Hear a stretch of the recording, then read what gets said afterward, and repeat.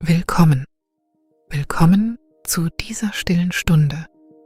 Nimm dir einen Moment, bevor wir beginnen, um den bequemsten Platz zu finden, in den dein Körper sich sinken lassen kann. Richte das Kissen unter deinem Kopf zurecht. Lass die Mundwinkel weich werden. Lass deine Schultern ein wenig sinken, weg von den Ohren. Es gibt keinen Ort, an dem du in der nächsten Spanne Zeit sein musst. Nichts, woran du dich erinnern musst. Nichts, was du lösen musst. Der Tag, den du gelebt hast, ist bereits gelebt. Und der Tag, der folgt, ist noch sehr weit entfernt.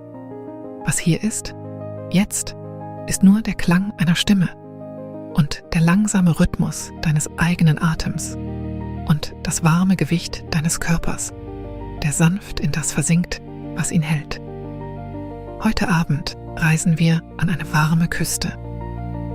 Eine Küste, die in einer langsameren Art von Zeit existiert. Du musst nicht weit gehen, um sie zu erreichen. Nur die Augen schließen und das Bild um dich herum aufsteigen lassen. So wie Nebel aus stillem Wasser aufsteigt in den ersten Stunden nach Sonnenuntergang. Atme langsam ein und lass den Atem noch langsamer ausströmen. Noch einmal, wenn du magst. Durch die Nase hinein, sanft und ohne Eile. Durch den Mund hinaus, weich wie ein Seufzer. Gut, das ist die ganze Arbeit, um die du heute Abend gebeten wirst. Der Ort, zu dem wir gehen, heißt die stille Lagune. Es ist eine flache Lagune mit warmem Wasser, umringt von niedrigen Korallen und blassem Sand, mit einem einzigen, sanft beleuchteten Gebäude, das zur Hälfte ins Wasser gesetzt ist, an ihrem leisesten Ende. Dieses Gebäude ist das Teleskopium. Du musst es noch nicht verstehen. Du musst nur wissen, dass es auf dich wartet, geduldig wie eine Kerze, schwach durch die Dämmerung leuchtend. Die Luft dort ist warm und feucht und voll vom Duft nach Salz und Gardenie. Das Wasser dort hat dieselbe Temperatur wie deine eigene Haut, sodass du, wenn du hineintrittst, kaum spüren kannst, wo du endest und wo die Lagune beginnt. Das Licht dort ist nicht hell. Es ist das weiche, rosegoldene Licht eines Abends, der beschlossen hat, sich Zeit zu nehmen. Es ist eine Person heute Abend auf der Lagune und sie erwartet dich. Sie wird die Perlenwiegerin genannt und sie wird nicht zu dir sprechen, denn sie spricht nicht lauter als ein Flüstern und ihr Flüstern ist den Perlen vorbehalten. Aber sie wird dich neben sich gehen lassen.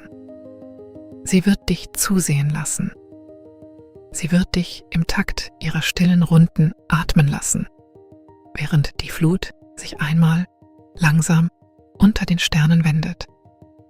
So lass den Tag, den du getragen hast, sanft von deinen Schultern gleiten.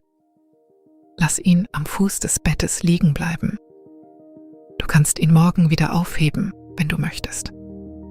Für jetzt trittst du aus ihm heraus. Für jetzt trittst du in warmes Wasser, an einem stillen Ort, am weichsten Rand des Abends. Lass uns beginnen. Du erreichst die Lagune über einen Pfad aus blassem, festgetretenem Sand, der zu beiden Seiten von kleinen Laternen erleuchtet wird, die in den Boden gesetzt sind. Die Laternen sind aus geflochtenem Schilf, mit einer einzigen weichen Flamme in jeder. Und die Flammen flackern nicht, denn hier weht fast kein Wind. Der Pfad schwingt sanft, so wie eine schlafende Katze sich krümmt, und du folgst ihm mühelos. Deine Füße sind nackt. Der Sand ist warm von der langen Sonne des Tages und er gibt unter deinen Fersen nach, weich und nachgiebig. Zu beiden Seiten des Pfades wachsen niedrige, dunkle Pflanzen, breite Blätter, die das Laternenlicht auffangen und festhalten. Hier und dort hat sich eine Gardenie geöffnet, weiß wie Sahne, und gibt ihren langsamen, süßen Duft in die Luft ab. Du atmest diesen Duft ein. Du atmest ihn noch einmal ein. Es ist die Art von Duft, die nichts von dir verlangt.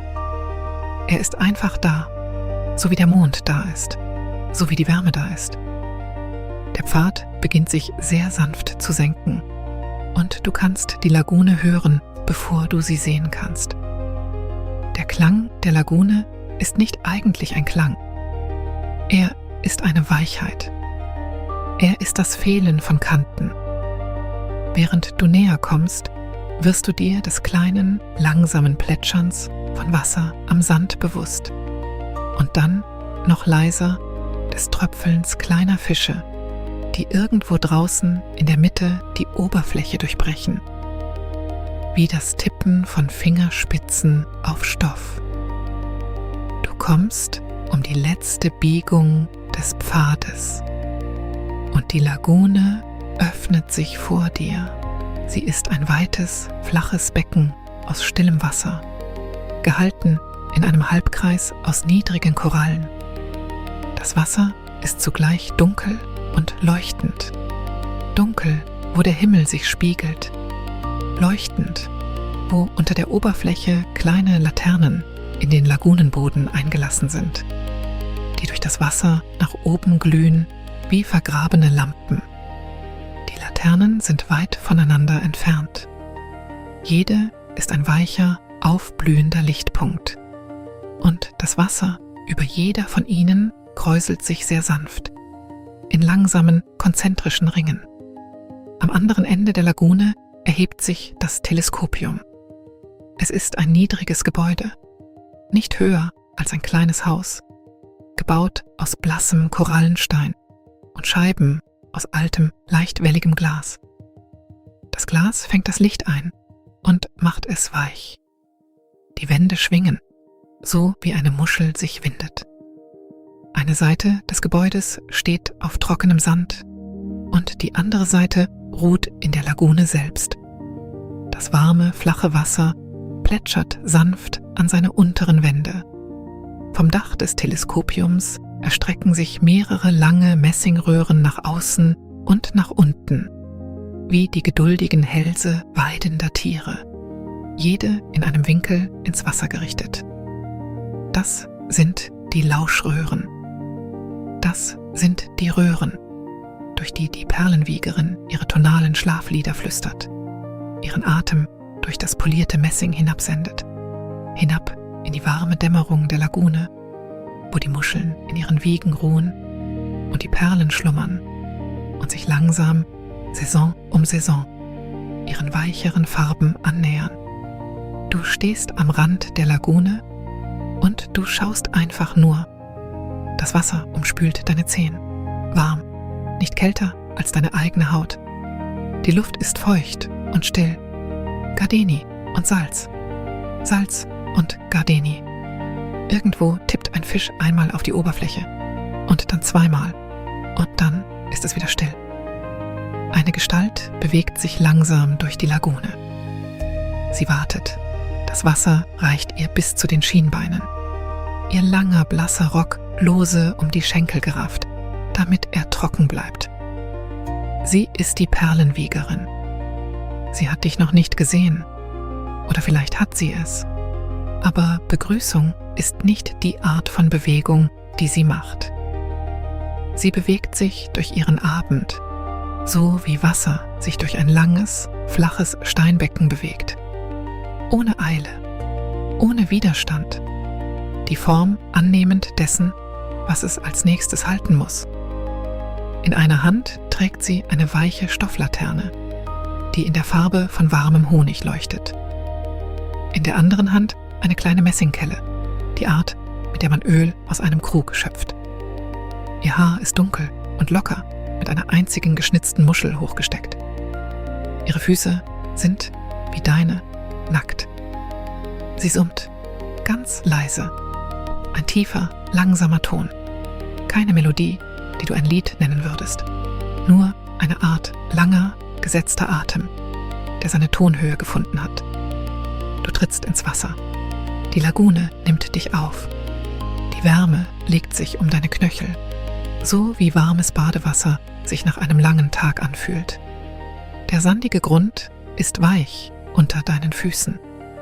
Du kannst die sanfte Textur spüren, feiner Sand, gelegentlich die Glätte eines Muschelsplitters, durch Jahre und Jahre geduldiger Gezeiten rundgeschliffen. Nichts ist scharf hier, nichts ist laut hier, nichts hat es an diesem Ort je eilig gehabt. Du watest langsam hinaus, folgst der Perlenteucherin in respektvollem Abstand. Das Wasser reicht dir nur bis an die Schienbeine, selbst als du dich der Mitte der Lagune näherst.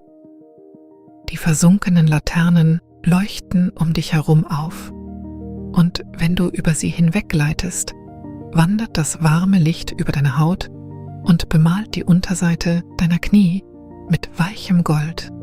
Wenn du nach unten schaust, kannst du deine eigenen Füße sehen. Lang, verschwommen, sanft schimmernd, ungewohnt gemacht durch die leise Magie warmen Wassers und schwachen Lichts. Die Perlenteucherin hat die erste ihrer Stationen erreicht. Es ist eine kleine, schwimmende Plattform aus geflochtenen Palmwedeln, sanft am Grund der Lagune verankert. Auf der Plattform hält ein niedriger Holzrahmen 3 geöffnete Muscheln. Schalen wiegen, jede so breit wie eine Suppenschüssel, jede eine einzelne blasse Form bergend. Du watest näher heran. Du sprichst nicht. Du musst nicht sprechen. Die Perlenteucherin beugt sich langsam über die erste Wiege. Sie summt ihren tiefen Ton und berührt den Rand der Muschel mit dem Rücken eines Fingers, so wie man die Wange eines schlafenden Kindes berühren würde. Die Muschel rührt sich nicht. Die Perle in ihrem Inneren leuchtet schwach, in der Farbe einer Wolke, kurz vor Sonnenaufgang. Sie murmelt ihr etwas zu leise, als dass du die Worte verstehen könntest. Und vielleicht sind es gar keine Worte, nur Atem, dem eine besondere Form gegeben wurde. Dann richtet sie sich langsam auf und geht zur nächsten Wiege. Du stehst und schaust zu, und das warme Wasser plätschert an deine Knöchel, und der Gardenienduft zieht wieder an dir vorbei. Und irgendwo weit draußen in der Lagune tippt ein Fisch an die Oberfläche und ist verschwunden. Nach einer Weile und Zeit ist hier etwas Weiches, Loses, sanft gedehnt, richtet sich die Perlenteucherin von der letzten Muschel auf, hebt ihre honigfarbene Laterne und wendet sich dem Teleskopium zu. Sie winkt dir nicht, ihr zu folgen. Sie muss es nicht. Du folgst bereits, denn Folgen ist die langsame, leichte Strömung dieser Stunde. Du watest hinter ihr her, durch warmes, flaches Wasser, vorbei an leuchtenden Laternen, die in den sandigen Grund eingelassen sind. Das Teleskopium kommt näher. Du kannst jetzt sehen, dass seine Wände nicht aus festem Korallenstein bestehen, sondern aus Korallen, überall durchsetzt mit kleinen, runden Fenstern, jedes mit jenem dicken, leicht welligen alten Glas versehen. Drinnen kannst du das sanfte Glühen weiterer Laternen sehen. Das Gebäude scheint Licht zu halten, so wie eine hohle Hand Wasser hält. Vorne öffnet sich eine breite, niedrige Tür. Es gibt keine Tür, nur einen Vorhang aus blassem Leinen, beiseite gezogen und locker mit einer Schnur aus geflochtenem Schilf gebunden. Die Perlenteucherin tritt auf die Schwelle, die aus einer einzigen breiten Platte kühlen Korallensteins besteht, und hält dort inne, damit das Lagunenwasser von ihren Knöcheln tropfen kann. Du steigst ihr nach, und die kreidige Kühle der Koralle berührt deine Fußsohlen. Eine kleine, angenehme Veränderung nach dem warmen Wasser, so wie wenn du deine Stirn an einem Sommernachmittag an einen glatten Stein lehnst. Im Inneren des Teleskopiums ist die Luft noch weicher als draußen. Sie riecht nach Vanille, nach Lampenöl, mit Vanille parfümiert, und nach Salz und nach der schwachen, trockenen Süße alten Holzes. Der Boden besteht aus blassen Dielen. durch Jahre nackter Füße glatt poliert.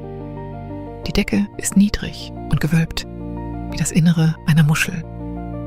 Laternen hängen an weichen Haken und leuchten in derselben Honigfarbe wie die in der Hand der Perlentäucherin.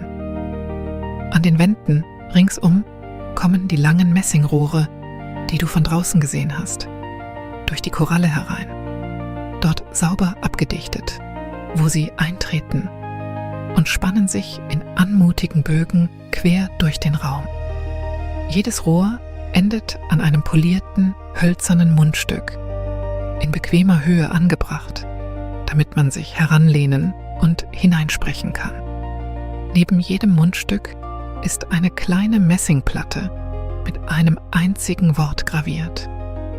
Keine Buchstaben, die du erkennen würdest, sondern weiche, geschwungene Formen, die aussehen wie die Spuren kleiner, langsamer Wesen über feuchtem Sand. Vielleicht Namen von Perlen, Namen von Wegen, Namen von Farben. Die Perlentäucherin stellt ihre Laterne auf einen niedrigen Tisch und wendet sich dem nächsten Rohr zu.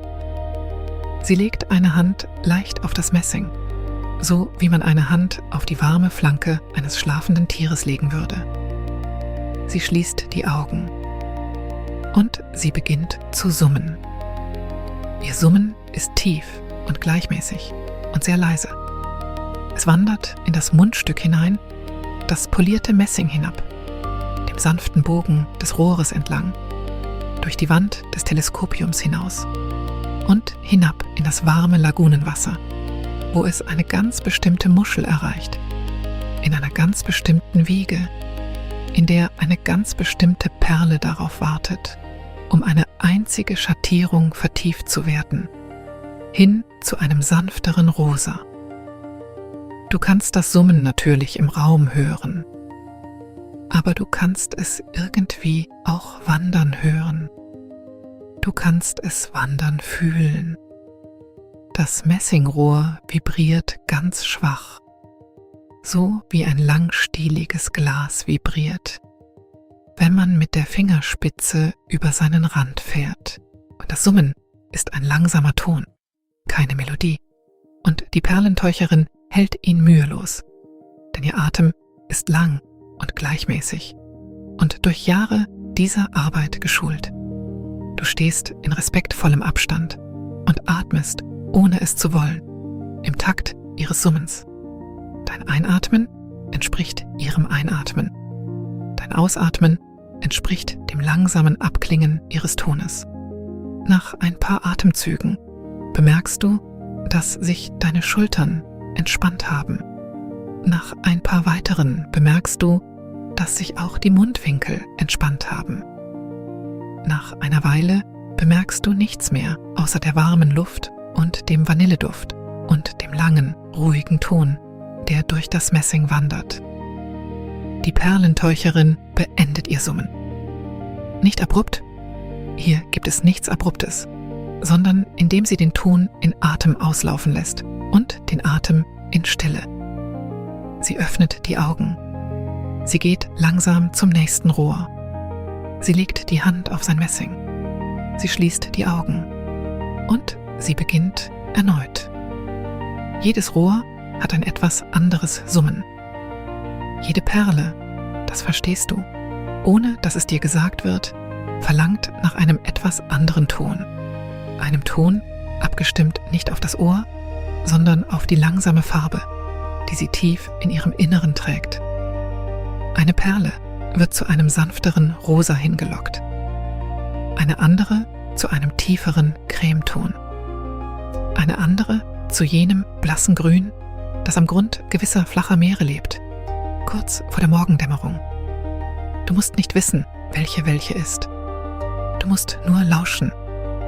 Du stehst in dem warmen, nach Vanille duftenden Raum und du lauschst und dein Atem wird langsamer und das Laternenlicht glüht honigweich auf den blassen Dielen des Bodens und die Perlentäucherin geht von Rohr zu Rohr und summt jede Perle ihrer stillen nächsten Farbe entgegen.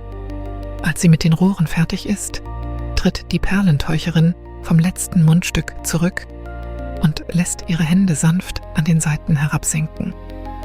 Sie atmet lang und langsam aus und gibt die letzten ihrer tiefen Töne an die Luft ab. Die Luft nimmt den Ton auf, so wie warmes Wasser einen Tropfen Honig aufnimmt, faltet ihn leise hinein, bis er sich nicht mehr vom Rest unterscheiden lässt. Nun wendet sie sich den Laternen zu. Es gibt viele Laternen im Teleskopium und noch viele mehr, die in den Grund der Lagune eingelassen sind und durch das Wasser hinaufleuchten.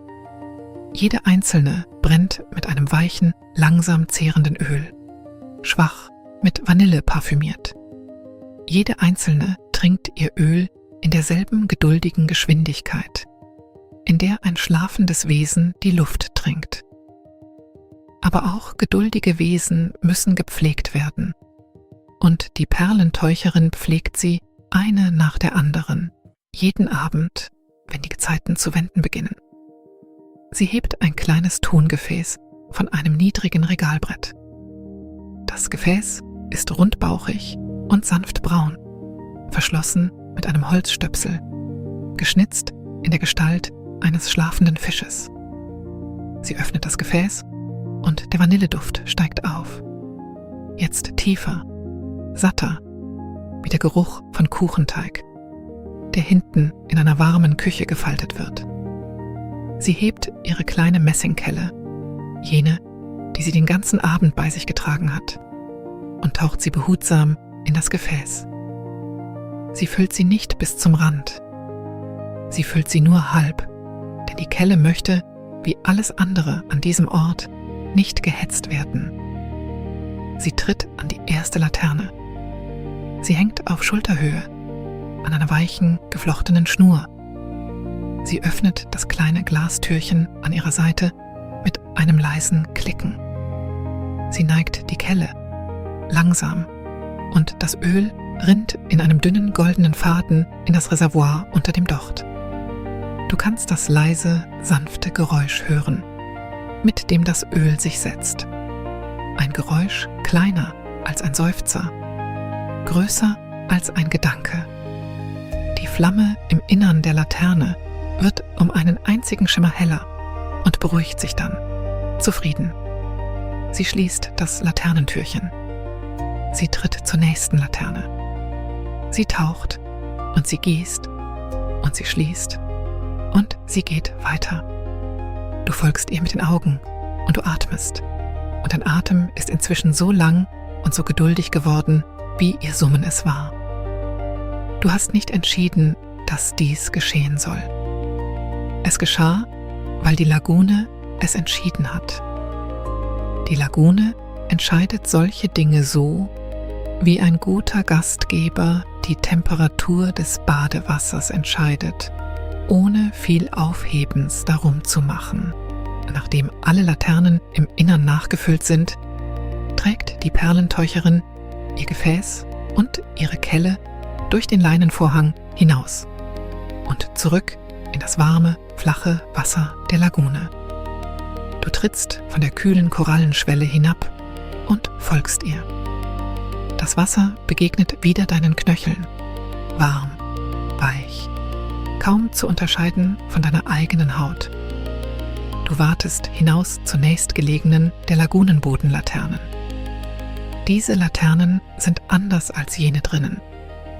Sie sind in den sandigen Grund eingelassen, in kleine Korallenschächte, oben verschlossen mit dicken Glasrundungen, die bündig mit der Sandoberfläche liegen.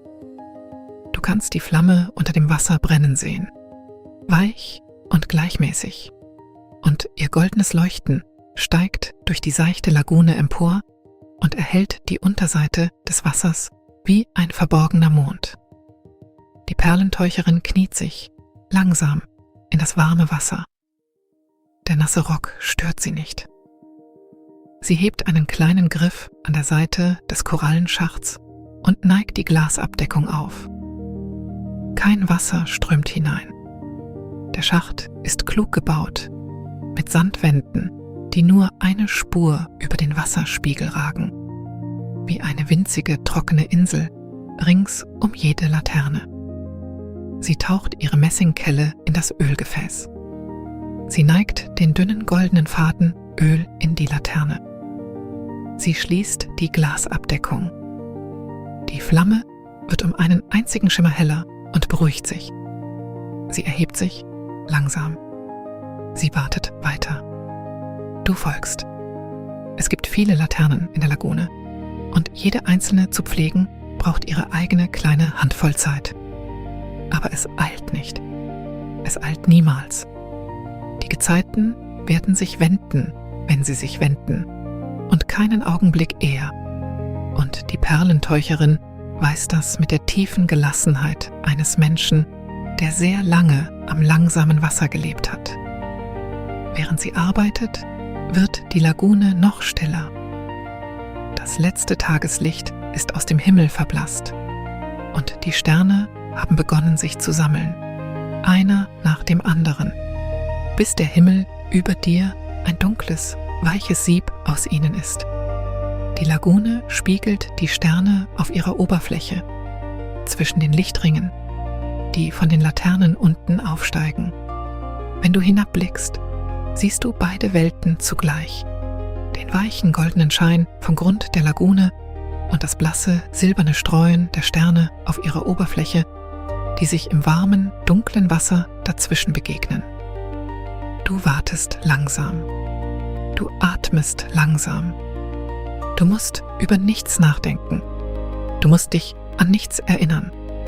Deine Füße finden den weichen Sand, einen Schritt nach dem anderen. Und das warme Wasser umspielt deine Knöchel. Und deine Schultern sind weich. Und dein Mund ist weich. Und die Winkel deiner Augen sind weich.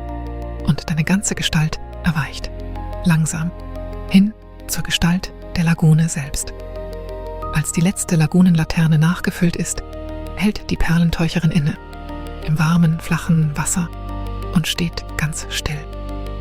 Sie lauscht. Du lauschest auch. Du hörst das kleine Plätschern des Wassers an den Korallenwänden des Teleskopium. Du hörst das leise Tappen der Fische an der Oberfläche, weit draußen. Ein sanftes Tappen wie ferner Regen, der nicht näher kommt. Du hörst das leise, gelegentliche Klirren von Muschelschalen, die sich in ihren Wiegen setzen, so wie alte Holzhäuser sich nachts in ihren Fugen setzen. Du hörst irgendwo den tiefen Ton eines einzelnen Vogels, vielleicht ein Reiher, vielleicht etwas anderes, der einmal ruft und dann verstummt. Die Perlenteucherin atmet aus. Sie hat gehört, worauf sie gelauscht hat.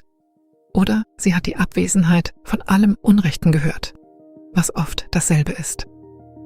Sie wendet sich, langsam, und wartet zurück zum Teleskopium. Du folgst. Aber sie geht nicht hinein. Stattdessen geht sie um die Seite des Gebäudes herum, wo zwei große, blasse Säulen aus dem Wasser steigen.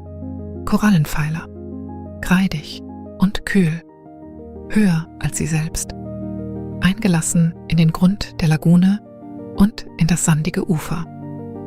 Zwischen den beiden Pfeilern ist eine Hängematte gespannt. Sie ist aus weicher, ungefärbter Schnur gewoben, von der Farbe Sahne. Und um diese Stunde schwingt sie ganz sanft, nur weil die Luft atmet. Die warme, feuchte Luft der Lagune, die leise ein- und ausatmet, während die Nacht sich setzt. Die Perlenteucherin stellt ihr leeres Ölgefäß auf einen niedrigen Korallensims. Sie legt ihre Kelle daneben. Sie wartet hinauf ans Ufer und Wasser tropft vom Saum ihres Rocks in den trockenen Sand, wo es ihn kurz dunkler färbt und dann vergessen ist. Sie tritt zu einer kleinen Holzkiste, die neben der Hängematte steht, und aus der Kiste hebt sie ein feuchtes Buch und einen weichen Graphitstift. Das Buch ist in blasses Leinen gebunden und seine Seiten, so kannst du sehen, sind leicht kühl und leicht feucht, so wie Seiten zu dieser Stunde der Nacht in diesem Teil der Welt immer sind. Der Graphitstift ist kurz und viel benutzt. Sie klemmt sich das Buch unter den Arm. Sie wendet sich der Hängematte zu. Aber bevor sie hineinsteigt, hält sie inne. Sie blickt zur Tür des Teleskopium, wo eine lange, schmale Gestalt erschienen ist. Ganz still. Es ist ein Reiher. Der Reiher steht in der Tür, auf der kühlen Korallenschwelle. Er ist hoch und schlank, blassgrau, mit dunkleren Zeichnungen entlang seines langen Halses. Er steht auf einem Bein, wie Reiher es tun, das andere Bein dicht an den Körper gezogen, fast unsichtbar in den weichen Falten seines Gefieders. Sein langer Schnabel ist leicht nach unten geneigt. Seine Augen sind halb geschlossen. Er ist aus keinem Grund gekommen. Er ist nur gekommen, weil die Lagune ist und das Teleskopium warm ist und die Nacht ist und Reiher, wie alle sanften Wesen, manchmal einfach irgendwo innehalten, weil das Innehalten sich richtig anfühlt. Die Perlendämmererin schaut den Reiher an und der Reiher schaut die Perlendämmererin an. Oder vielmehr gleiten die halb geschlossenen Augen des Reihers langsam in ihre ungefähre Richtung, auf die Art eines Wesens, das auf seinem einen eingezogenen Bein größtenteils schon schläft. Die Perlendämmererin lächelt, die kleinste, sanfteste Krümmung des Mundes. Und das Lächeln gilt dem Reiher und auch dir und auch nichts Bestimmtem. Sie nickt einmal, sehr langsam. Der Reiher nickt nicht zurück. Der Reiher schwankt ganz leicht auf seinem einen Bein und ist wieder still. »Willkommen«, sagt die Perlendämmererin nicht. »Bleib, solange du magst«, sagt die Perlendämmererin nicht. Diese Worte sind nicht nötig. Der Reiher weiß es. Die Perlendämmererin wendet sich wieder ihrer Hängematte zu. Sie klettert hinein, langsam, mit der achtsamen, geübten Anmut von jemandem, der schon 1000-mal in diese Hängematte geklettert ist. Die Hängematte knarrt. Ein langsames, tiefes Knarren. Ein Geräusch, das eher einem Seufzer als einer Klage ähnelt. Und sie schwingt einmal sanft und kommt dann zur Ruhe. Sie legt das feuchte Hauptbuch quer über ihren Schoß. Sie hält den Graphitstift locker zwischen den Fingern. Du merkst, dass du dich, ohne es so recht beschlossen zu haben, auf einer niedrigen Korallenbank am Rand des Ufers niedergelassen hast. Dort, wo der kühle, kreidige Stein auf den weichen, warmen Sand trifft. Du musstest nicht eingeladen werden. Die Bank war da und du warst müde auf jene sanfte Art, auf die warmes Wasser einen müde macht. Und so hast du dich gesetzt. Die Kühle der Koralle berührt die Rückseiten deiner Oberschenkel durch deine leichte Kleidung. Die warme Luft berührt deine Vorderseite. Du legst die Hände in den Schoß. Die Perlendämmererin beginnt langsam zu schreiben. Sie schreibt nicht schnell.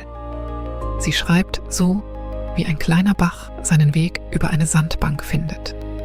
Oft innehaltend, immer wieder seinen Pfad neu wählend, mit gleicher Geduld zu denselben Formen zurückkehrend. Der Graphit erzeugt ein leises, weiches Geräusch auf der feuchten Seite. Ein Geräusch wie das Streifen eines kleinen Flügels. Ein Geräusch kleiner als das Plätschern der Lagune. Du kannst nicht sehen, was sie schreibt. Und du musst es auch nicht. Du verstehst, dass sie die sanfteste Farbverschiebung der Nacht festhält.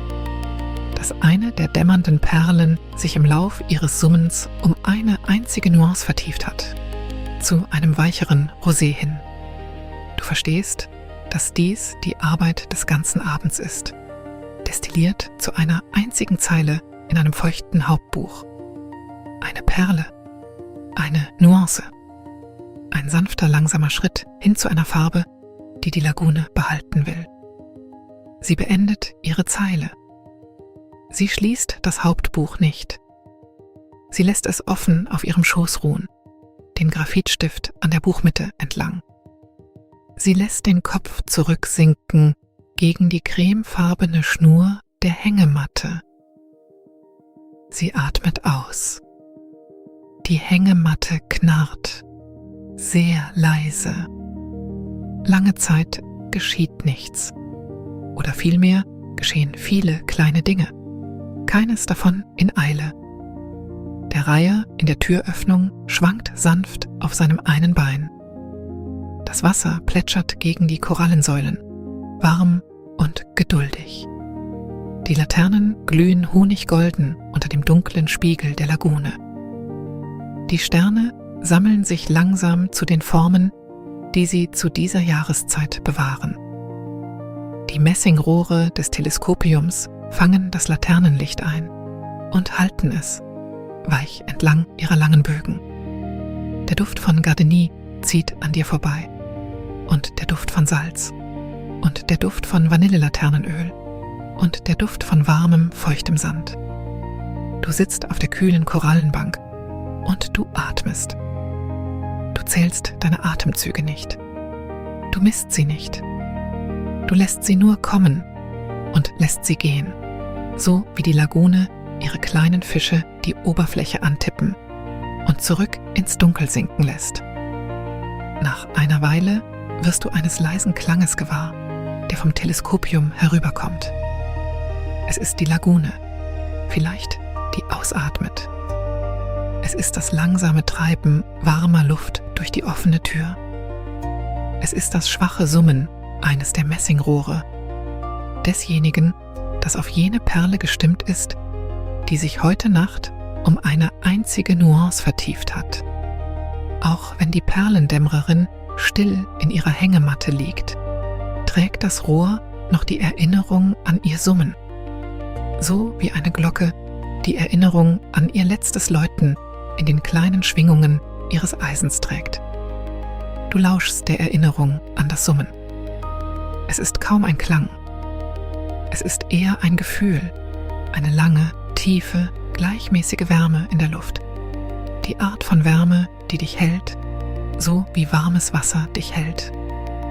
Die Gezeiten beginnen sich zu wenden. Du kannst es nicht genau sehen. Du kannst nur eine kleine Verschiebung in der Lagune spüren. Das Plätschern des Wassers an den Korallensäulen verändert sich um einen halben Herzschlag. Die Fische, weit draußen, werden für einen Moment stiller und beginnen dann wieder ihr leises Tupfen in einem leicht veränderten Rhythmus. Das schwache Klirren der Muschelschalen, die sich in ihren Wiegen setzen, ist eine Weile häufiger zu hören und dann etwas seltener. Die Lagune atmet aus, statt einzuatmen. Die Lagune atmet aus. Du atmest mit ihr aus. Du hattest es nicht vor. Es geschah, weil die Lagune es so beschloss. Die Lagune entscheidet solche Dinge, so wie ein guter Gastgeber entscheidet, wann er die Lampen für den Abend dimmt, ohne viel Aufhebens darum zu machen. Die Perlendämmererin in ihrer Hängematte hat sich seit einiger Zeit nicht mehr bewegt. Ihr Atem ist lang und langsam geworden. Ihre Hände sind weich geworden auf dem offenen Hauptbuch. Der Graphitstift ist sanft aus der Buchmitte gerollt und in der weichen Falte ihres Rocks zur Ruhe gekommen. Sie schläft nicht, oder vielleicht doch, und so oder so geht es dich nichts an. Es ist nur dein Vorrecht, still neben ihr zu sein, während die Nacht sich setzt. Der Reiher in der Türöffnung schwankt. Seine Augen sind nun ganz geschlossen. Sein eines eingezogenes Bein ist noch immer eingezogen. Reiher sind sehr gut darin, im Stehen zu schlafen. Es ist eine ihrer ältesten Fertigkeiten. Du betrachtest sein langsames Schwanken und du atmest im Takt seines Schwankens. Und deine Augenlider, bemerkst du, sind schwerer geworden in deinem Gesicht. Es wird nicht von dir verlangt, sie offen zu halten. Es wird gar nichts von dir verlangt. Es wird nur von dir verlangt, hier zu sein, auf der kühlen Korallenbank, am weichen Rand der warmen Lagune, wo sich die Perlen um eine einzige Nuance vertiefen und die Laternen durch das Wasser hinaufglühen und der Reiher stehend in der Türöffnung schläft und die Perlendämmererin in ihrer Hängematte ruht, das Hauptbuch offen über ihrem Schoß. Nach einer Weile, einer weichen, losen, unermesslichen Weile, regt sich die Perlendämmererin. Nicht viel, gerade genug, um das Hauptbuch von ihrem Schoß zu heben und es langsam auf die kleine Holzkiste neben der Hängematte zu legen.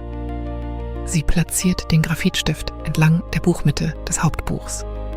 Sie lässt die Hand zurück an ihre Seite fallen. Ihre Augen öffnen sich nicht. Die Hängematte knarrt einmal, tief und sanft, und kommt dann zur Ruhe. Sie wird hier schlafen, verstehst du? Das tut sie oft. Die Hängematte hat die richtige Form für sie. Die Nacht hat die richtige Temperatur und die Lagune hat die richtige Art von Stille.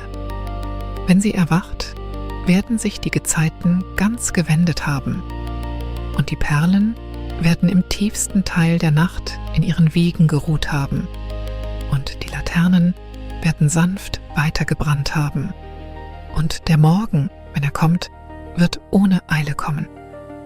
Du spürst ein sanftes Ziehen in deinem eigenen Körper, ein Ziehen hin zu derselben Art von Ruhe.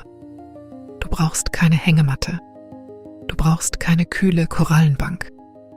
Du hast bereits einen Ort zum Ausruhen, den Ort, an dem du dich ganz am Anfang dieser Geschichte niedergelassen hast, den Ort, an dem dein Körper jetzt ist, das Kissen unter deinem Kopf, die Wärme um dich herum, die weiche Fläche, die dich trägt. Die Lagune hat nichts dagegen, wenn du die Augen schließt. Die Perlenträumerin hat nichts dagegen. Der Reiher hat nichts dagegen. Die Perlen, die in ihren Wiegen schlummern, die sich um einen einzigen Schatten zu einem weicheren Rosa vertiefen, haben nichts dagegen. Sie tun dasselbe wie du. Sie lassen sich nieder.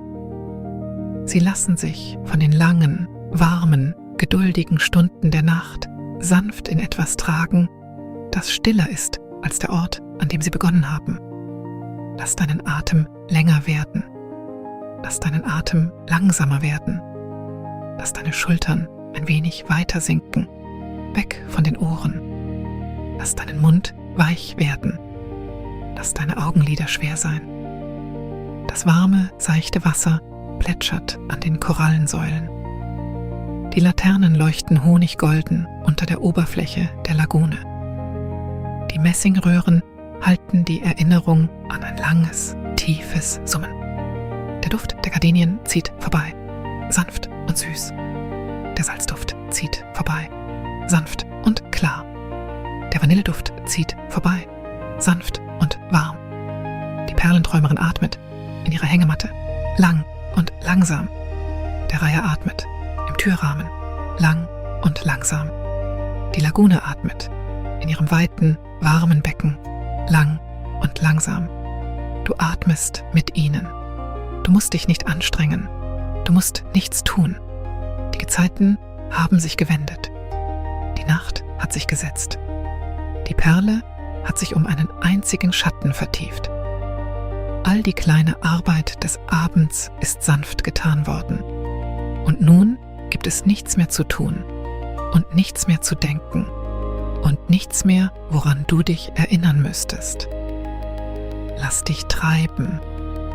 Lass dich treiben, so wie das sanfte Licht durch die wellig geschliffenen Fenster des Teleskopiums treibt. Lass dich treiben, so wie die langen Messingröhren hinab in das warme Wasser treiben. Lass dich treiben, so wie der blasse Leinenvorhang in der weichen, feuchten Luft des Türrahmens treibt. Lass dich treiben, so wie eine Perle in ihre nächste Farbe hineintreibt. Langsam, geduldig, ohne den Wandel zu bemerken und doch wandelt. Du bist warm, Du bist geborgen. Du wirst gehalten. Die Lagune ist hier. Die Perlenträumerin ist hier. Der Reiher ist hier. Die Laternen sind hier, sanft unter dem Wasser glühend. Die Messingröhren sind hier, die Erinnerung an ein langes, tiefes Summen tragend. Die Korallensäulen sind hier, kühl und kreidig und hoch. Die Hängematte ist hier, weich und cremefarben gewebt. Die Gardenien sind hier. Das Salz ist hier. Die Vanille ist hier. Und du bist hier. Und du musst nichts tun. Das warme Wasser plätschert. Die Laternen leuchten. Die Röhren summen, leise.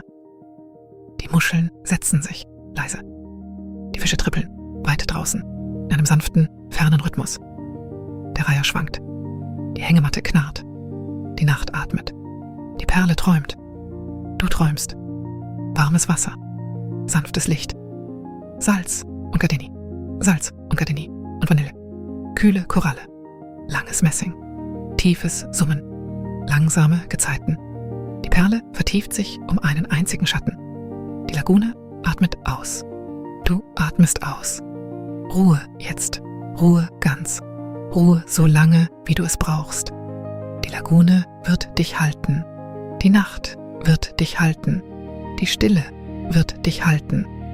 Schlaf, Schlaf, Schlaf. Und wenn du noch hier bist, noch lauschst, noch mit dem letzten leisen Faden deiner Aufmerksamkeit die sanften Ränder der Lagune nachzeichnest, es gibt keine Eile. Es gibt keinen Ort, an dem du sein müsstest. Es gibt nichts Nächstes, das auf dich wartet. Die Lagune misst nicht, wie lange du bleibst. Die Lagune zählt die Atemzüge nicht. Die Lagune hält einfach. Die Hängematte schwingt einmal und dann noch einmal und dann noch einmal im langsamen, geduldigen Rhythmus des warmen Wassers, das unter dir bewegt wird. Das cremefarbene Geflecht ist weich an deinem Rücken. Die Schnur an jedem Ende ist in einem Knoten gebunden, der so alt und so abgegriffen ist, dass das Seil fast samtig geworden ist. Die Knoten haben 1000 Schlafende vor dir gehalten. Die Knoten werden 1000 weitere halten. Sie halten dich jetzt. Über dir lässt das wellige Glas der Teleskopiumkuppel das Laternenlicht in langen, langsamen Wellen hindurch. Die Wellen ziehen über die Innenseite der Kuppel, so wie Wolken über einen langsamen Himmel ziehen. Sie ziehen ohne Dringlichkeit. Sie ziehen ohne Ziel. Sie ziehen einfach vorüber und vorüber und vorüber. Du siehst sie an oder du siehst sie nicht an? Das macht keinen Unterschied. Die Wellen ziehen so oder so weiter. Irgendwo, nicht fern, nicht nah, summen die langen Messingröhren ihr tiefes, tiefes Summen. Das Summen ist älter als die Röhren. Das Summen ist älter als die Kuppel. Das Summen war hier, als die Lagune nur eine flache Mulde im Sand war. Und es wird hier sein, wenn die Lagune zu etwas anderem geworden ist. Irgendwo anders. Weit in einer Zukunft, die dich heute Nacht nichts angeht. Das Summen ist die Lagune, die sich an sich selbst erinnert. Das Summen ist die Lagune, die sich selbst beruhigt. Das Summen ist die Lagune, die das kleinste, langsamste Schlaflied singt, das sie kennt. Und du bist in diesem Schlaflied. Du bist in den langen Messingröhren auf eine Weise. Du bist in dem warmen, seichten Wasser auf eine Weise. Du bist in den Korallensäulen und der cremefarbenen Hängematte und der welligen Glaskuppel auf eine Weise. Du bist in der Gardenie und der Vanille und dem Salz.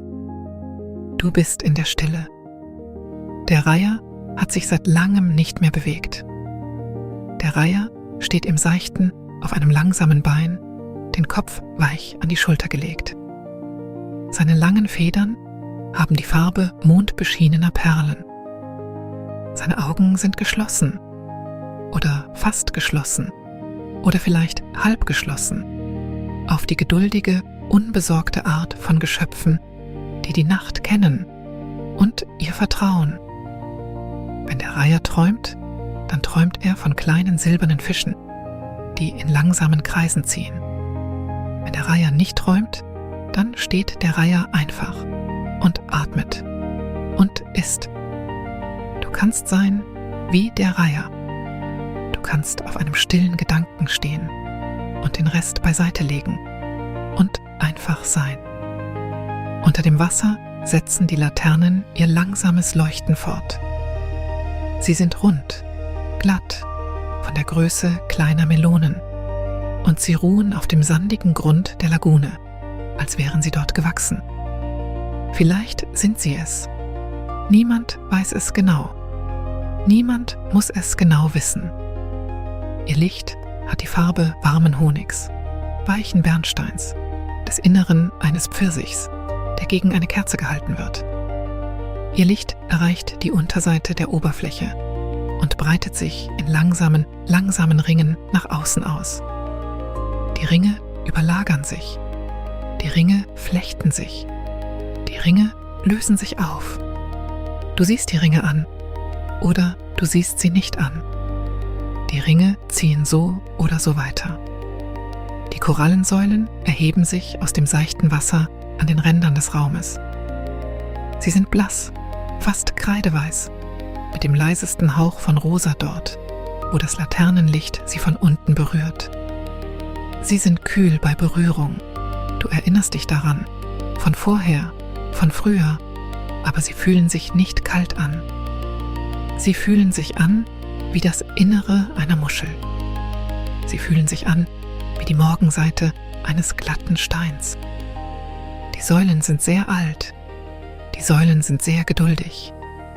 Die Säulen haben nichts zu tun, außer zu stehen. Und so stehen sie. Und so werden sie stehen. Du musst nicht stehen. Du musst gar nichts tun. Die Säulen stehen für dich. Eine leise Brise zieht durch die Türöffnung. Der Leinenvorhang hebt sich und fällt und hebt sich und fällt. Die Brise trägt den Duft von Gardeni, jetzt sehr fein, fast nur geträumt. Die Brise trägt den Duft von Vanille, jetzt sehr fein, fast nur erinnert. Die Brise trägt den Duft von Salz, jetzt sehr fein, fast schon vergessen. Die Düfte ziehen durch den Raum und wieder hinaus, so wie die Wellen über die Kuppel ziehen. Ohne Ziel, ohne Eile, ohne dass du sie überhaupt festhalten müsstest. Weit draußen, im tieferen Teil der Lagune, dort, wo die Messingröhren hinunter in das warme, dunkle Wasser reichen, kehrt sich langsam die Tide. Du kannst das nicht sehen. Du musst es auch nicht. Du spürst es nur, so wie du vielleicht einen langen Seufzer aus einem sehr alten, sehr gütigen Haus spüren würdest. Die Lagune atmet. Ein und aus. Ein und aus. Ein und aus. Und dein Atem, ohne dass du ihn darum gebeten hättest, hat sich verlangsamt und passt sich an. Ohne Anstrengung. Ohne Anleitung. Die Lagune atmet und du atmest mit ihr. Das Summen summt und du summst. Irgendwo still, irgendwo innen. Die Tide kehrt sich und etwas in dir, weich und unhastig, kehrt sich mit. Der Perlendöser, jenes kleine, geduldige Wesen, das dir zuerst die Messingröhren zeigte, das dich zuerst durch die wellige Glastür führte, das dir zuerst das Wort für das lange, tiefe Summen beibrachte. Der Perlendöser liegt jetzt zusammengerollt auf dem glatten Sims über dem Wasser. Sein kleiner, runder Körper hat heute Nacht die Farbe von Mondstein. Seine Augen sind geschlossen. Sein Atem ist langsam und gleichmäßig und warm. Der Perlendöser träumt den Traum der Lagune. Der Perlendöser träumt mit dir. Vielleicht hast du dich irgendwann unterwegs gefragt, was für ein Wesen der Perlendöser eigentlich ist. Du musst dich das nicht länger fragen. Der Perlendöser ist die Art auf die die Lagune sanft ist. Der Perlendöser ist die Stille in eine kleine, weiche Gestalt gebracht. Der Perlendöser ist hier, damit niemand allein einschläft. Und du bist nicht allein. Du warst nicht allein. Du wirst nicht allein sein. Die Hängematte schwingt. Das Wasser plätschert. Die Laternen leuchten. Die Röhren summen. Der Reiher steht. Die Säulen warten. Der Vorhang treibt. Die Perle vertieft sich. Alles in der Lagune tut genau das, was es tun soll. Was heißt fast nichts? Was heißt einfach sein? Und du tust auch genau das, was du tun sollst. Was heißt fast nichts? Was heißt einfach ruhen?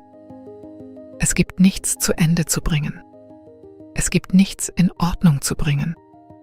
Es gibt nichts zu erinnern und nichts zu vergessen. Es gibt nur die Hängematte. Es gibt nur das warme Wasser darunter. Es gibt nur das wellige Glas darüber. Es gibt nur die Stille. Wenn ein Gedanke hereintreibt, klein, leicht, langsam, lass ihn hindurchziehen. Die Türöffnung ist an beiden Enden offen. Der Gedanke kann mit dem einen Lufthauch hereinkommen und mit dem nächsten wieder gehen. Du musst ihm nicht folgen. Du musst ihm nicht antworten. Du musst ihn nicht festhalten. Die Lagune lässt ihn vorüberziehen. Die Lagune lässt alles vorüberziehen. Die Lagune behält nur die Stille.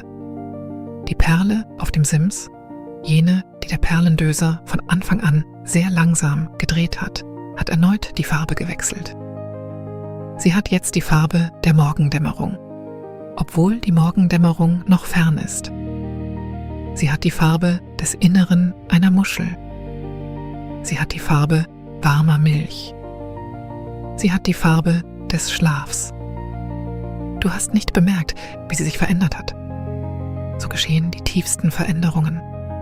Unbemerkt, mühelos, ohne dass du auch nur eine einzige Sache tun müsstest. Auch du veränderst dich auf dieselbe Weise. Wirst weicher, wirst ruhiger, sinkst sanft in die warme Schale aus Ruhe, die die Lagune für dich bereitet hat. Die Hängematte schwingt, das Wasser plätschert, die Laternen leuchten, die Röhren summen. Irgendwo, weit über der welligen Glaskuppel, geht der Himmel seinem eigenen langsamen Werk nach. Sterne wandern, Wolken ziehen. Ein kleiner Mond bewegt sich auf seiner kleinen, geduldigen Bahn. Nichts davon verlangt etwas von dir. Nichts davon braucht dich als Zuschauer. Es geschieht, ob du wach bist oder schläfst. Und heute Nacht geschieht es gern, während du schläfst. Du kannst jetzt das Gewicht deines Körpers spüren, weich und warm und gehalten. Das Gewicht deiner Schultern, das sich in das Gewebe legt. Das Gewicht deines Rückens, das sich in das Gewebe legt. Das Gewicht deiner Hände, offen und still an deinen Seiten. Das Gewicht deiner Beine, lang und gelöst. Das Gewicht deines Kopfes, sanft eingesunken in das weich gefaltete Tuch am Rand der Hängematte. Du bist schwer auf die gute Weise. Du bist schwer, wie warmes Brot schwer ist. Du bist schwer, wie eine schlafende Katze schwer ist. Du bist schwer, wie eine Perle in der Handfläche schwer ist. Und die Hängematte hält all diese Schwere ohne Klage. Die Knoten halten, die Schnur hält, das cremefarbene Gewebe hält, die zwei blassen Säulen an beiden Enden halten, die Lagune unter allem hält. Du wirst von vielen Dingen zugleich gehalten. Du musst dich nicht selbst halten. Du darfst loslassen. Lass deinen Kiefer los. Lass deine Zunge weich am Gaumen ruhen. Lass den kleinen Raum zwischen deinen Augenbrauen glatt werden. Lass deine Augenlider schwer sein. Lass deine Kehle offen und leicht sein. Lass deine Schultern hinunterschmelzen und hinunter in das Gewebe. Lass deinen Brustkorb sich heben, langsam. Lass deinen Brustkorb sich senken, langsam. Lass deinen Bauch weich werden.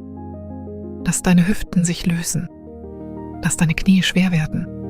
Lass deine Knöchel schwer werden.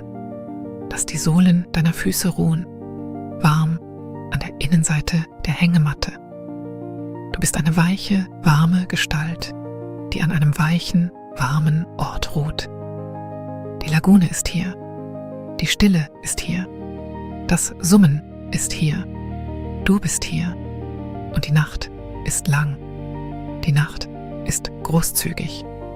Die Nacht hat reichlich Raum für deine Ruhe. Wenn du fast eingeschlafen bist, hast du vielleicht schon aufgehört, den Worten zu folgen. Das ist gut. Das ist genau richtig. Die Worte dürfen an dir vorüberziehen, so wie die Wellen über die Kuppel ziehen. Du musst sie nicht einfangen. Du musst sie nicht behalten. Sie sind nur hier, um dir Gesellschaft zu leisten, bis du keine Gesellschaft mehr brauchst. Und wenn du noch halb zuhörst, kannst du stattdessen dem Summen lauschen. Dem Summen unter den Worten. Dem Summen unter dem Raum. Dem Summen unter der Lagune. Tief und langsam und warm. Der Reiher wiegt sich. Die Perle vertieft sich. Der Perlendöser atmet. Der Vorhang hebt und senkt sich. Die Hängematte schwingt. Die Lagune atmet. Du atmest. Weich, langsam, warm, gehalten. Es gibt nichts mehr zu tun. Es gibt nichts mehr zu denken. Es gibt nichts mehr zu sein. Außer ruhen. Außer hier. Außer jetzt. Die Lagune ist hier. Der Perlendöser ist hier. Das Summen ist hier. Du bist hier. Und dann beginnen selbst diese Dinge weicher zu werden. Die Lagune wird mehr ein Gefühl als ein Ort. Der Perlendöser wird mehr eine Wärme als eine Gestalt. Das Summen wird mehr eine Stille als ein Klang. Und du wirst ein leises, langsames Atmen, mehr als ein Selbst. Ein leises, langsames Atmen. Ein, aus, ein, aus. Die Hängematte schwingt einmal. Die Hängematte schwingt noch einmal. Die Hängematte schwingt noch einmal. Und die Lagune in ihrer alten und geduldigen Freundlichkeit dimmt ihre Laternen um eine winzige Spur. Gerade genug, dass die Kuppel darüber einen Schatten weicher wird. Gerade genug, dass die Wellen langsamer werden. Gerade genug, dass das Wasser ferner klingt. Die Lagune deckt sich um dich herum zu. Die Lagune faltet die Nacht über dich, wie jemand eine weiche Decke über ein schlafendes Kind faltet. Die Lagune sagt, ohne zu sagen, da, da, du bist sicher, du bist zu Hause. Du bist zu Hause in der Stille. Du bist zu Hause im Summen. Du bist zu Hause im warmen, langsamen Wasser. Du bist zu Hause in der cremig weichen Hängematte. Du bist zu Hause. Die Perle vertieft sich um einen weiteren Ton. Der Atem des Reihers verlangsamt sich um einen weiteren Schlag. Der Perlendöser dreht sich einmal im Schlaf und sinkt tiefer in den glatten Steinabsatz. Die Messingröhren summen, tiefer und tiefer und tiefer. Du hörst es kaum noch. Du brauchst es kaum noch. Es ist in dir, so wie das Meer in einer Muschel ist. Du könntest die Muschel ablegen und das Meer wäre immer noch da, summend. Du könntest das Lauschen ablegen und das Summen wäre immer noch da, summend. Leg das Lauschen ab. Leg es sanft ab. Die Lagune wird es für dich halten. Da, schon leichter. Die Hängematte schwingt. Das Wasser plätschert. Salz, Gardeni, Vanille, warm, geborgen, zu Hause. Wenn der Schlaf schon gekommen ist der Schlaf willkommen. Wenn der Schlaf noch nicht gekommen ist der Schlaf unterwegs. Er geht leise den langen, blassen Korridor der Nacht entlang, mit seinen langsamen, geduldigen Schritten, mit seinen stillen Händen. Er wird kommen, ohne anzuklopfen. Du wirst keine Tür öffnen müssen. Der Schlaf kennt den Weg hinein. Der Schlaf ist schon einmal hier gewesen. Die Lagune kennt den Schlaf. Die Hängematte kennt den Schlaf. Das Summen kennt den Schlaf. Der Perlendöser kennt den Schlaf am allerbesten. Sie sind alle auf deiner Seite. Sie helfen alle. Du musst nur hier sein. Und das bist du. Die wellige Glaskuppel über dir wird in ihrem Schein weicher und weicher. Die Laternen unter dem Wasser werden in ihrem honigfarbenen Licht weicher und weicher. Die Korallenpfeiler werden zu blassen Formen, dann zu blasseren Formen, dann zu weichen Formen am Rand des Seens. Der Leinenvorhang am Eingang bewegt sich einmal und ist dann still. Die Lagune kommt zur Ruhe. Die Lagune bereitet die lange, stille Mitte der Nacht vor, in der nichts geschieht und in der alles heilt. Du bist jetzt in dieser stillen Mitte. Oder du bist beinahe dort. Die Hängematte schwingt. Das Wasser plätschert leiser. Das Summen tiefer. Weich, langsam, warm, geborgen, zu Hause. Die Perle hat jetzt die Farbe des Schlafs. Die Lagune hat jetzt die Farbe des Schlafs. Die Nacht hat jetzt die Farbe des Schlafs. Du hast jetzt die Farbe des Schlafs. Und die Lagune, sanft wie immer, senkt ihre Stimme zu der leisesten Stille, die sie kennt. Ruh, sagt sie, ohne Worte. Ruh, sagt sie, im Plätschern des Wassers. Ruh, sagt sie, im Schwingen der Hängematte. Ruh, sagt sie, im langen, tiefen Summen der Messingröhren. Ruh, sagt sie, im weichen, schlafenden Atem des Perlendösers auf dem glatten Steinabsatz. Ruh, Ruh, Ruh, du ruhst ganz, du ruhst vollkommen. Und die Lagune, nachdem sie dich zugedeckt hat, nachdem sie ihre Laternen gedimmt hat, nachdem sie ihr Summen weicher gemacht hat, nachdem sie die Nacht sanft über dich gefaltet hat. Die Lagune tut nun das letzte stille Ding, das sie für ihre Schläfer tut. Die Lagune verlangt überhaupt nichts mehr, keine Einladungen mehr, keine Töne mehr zu bemerken, keine Empfindungen mehr zu verfolgen. Nur die Stille, nur die Wärme, nur das langsame, langsame Schwingen. Nur Schlaf, Schlaf, weich, Schlaf, langsam, Schlaf, warm, Schlaf, geborgen, Schlaf, zu Hause, Schlaf, Schlaf, Schlaf. Die Hängematte schwingt, die Lagune atmet, die Perle döst, du schläfst, du schläfst, du schläfst. Und die Lagune wacht, so wie sie 1000-mal 1000 Nächte gewacht hat, sanft und geduldig und freundlich, bis der langsame Morgen weit von hier, weit von jetzt kommt, um dich in seiner eigenen sanften Zeit zu finden. Aber das ist noch weit weg. Das ist noch nicht. Für jetzt gibt es nur dies. Das warme Wasser, das weiche Licht, die cremefarbene Hängematte, die langen Messingröhren, das tiefe, tiefe Summen, den blassen Reiher, der auf einem langsamen Bein schläft, den Perlendöser, zusammengerollt auf dem Steinabsatz, die Perle, die sich Ton um Ton vertieft, die Lagune, die dich hält und dich, weich, langsam, warm, geborgen, zu Hause, eingeschlafen. Gute Nacht, gute Nacht, gute Nacht.